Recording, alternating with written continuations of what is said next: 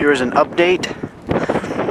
Removing and replacing the transmission, 4R55E transmission on the, here, get out of the wind, on a 1996 Ford Explorer V6 4x4 four-wheel drive, which means you have to remove the transfer case in both drive lines.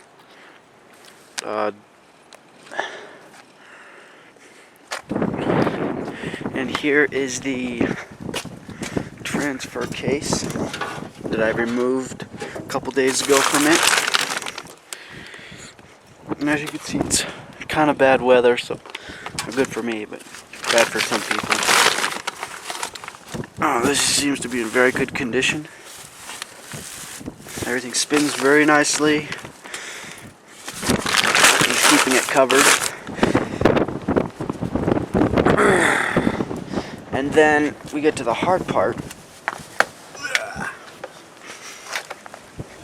Right here is the 4R55E beast that's just hanging there pretty much. The jack is holding it up. I know I'm not using a tranny jack right now because it was leaking overnight. Figures. But when you're removing this transmission, this gas tank will hinder a little bit of your access to the rear bolts. Hold on, light.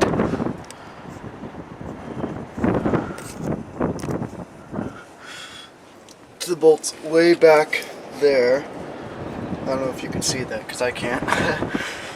And here's the front drive shaft.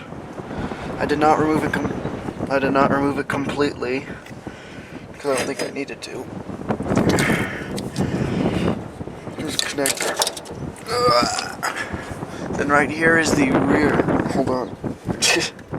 Right here's the rear drive shaft, and this is right where the transfer case used to be, obviously. And note, you won't be able to remove this bolt until you remove the transmission or you remove the tranny mount, which is not necessary. Tranny mount right there.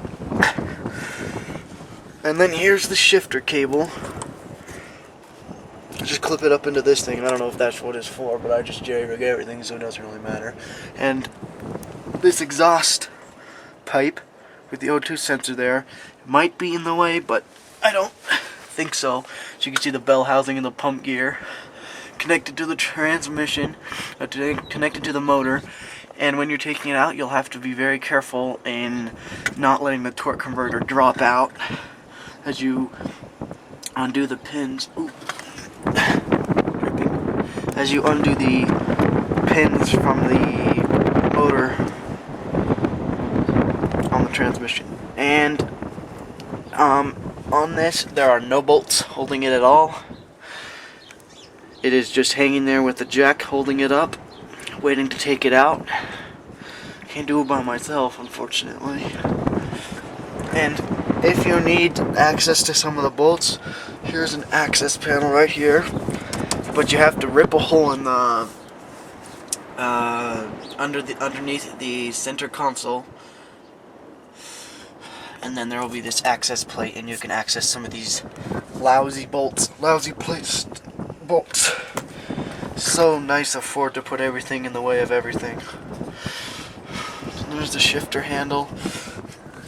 And so far, so good. It's a really long process, because as you can see, beautiful rust everywhere. Because this lived in New York almost its whole life. But there are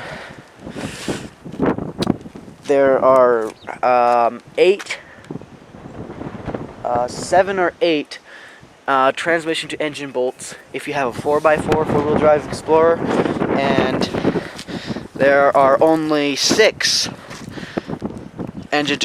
transmission to engine bolts if you have a 4x2 two-wheel drive. Unfortunately, I picked the hard model to work on. This one's a 4x4 with everything, which means everything's in the way, of course. And I just want to show you here. show you how long. Oh, that does. Whoops. Oh, how long the extensions. We had the extensions.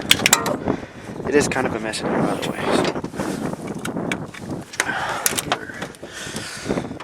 Here, I had to buy a couple of these special. We used these two, and here's the first, what we had there.